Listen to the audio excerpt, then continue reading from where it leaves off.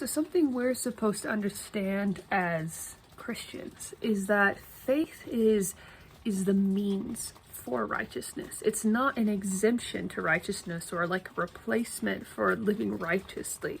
Faith is meant to be the means at getting at real righteousness within us.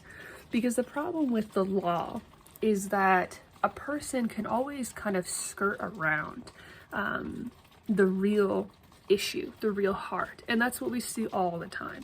We see that all the time in the world where, somebody is like, well, it's not illegal. You can't tell me not to, but you know that it's morally wrong, and it's morally wrong to do this or that.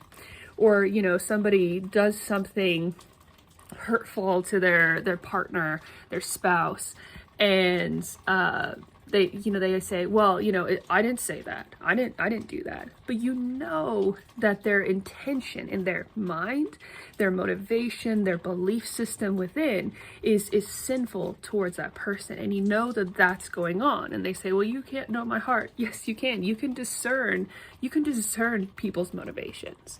And so faith is about that. Faith is about getting at the real motivations, the real belief systems, the real spirit inside of people that is sinning against God and sinning against their neighbor.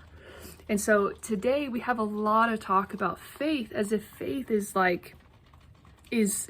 an exemption from living righteously. It's now you're free from living righteously, when faith is supposed to be the absolute means of how to live righteously, to really convict us. And as Christians, that's supposed to be what we're after. We're supposed to be really pursuing love to the depths of really examining our motivations and our beliefs and our hearts, guided entirely by the law and by the Holy Spirit to really discern.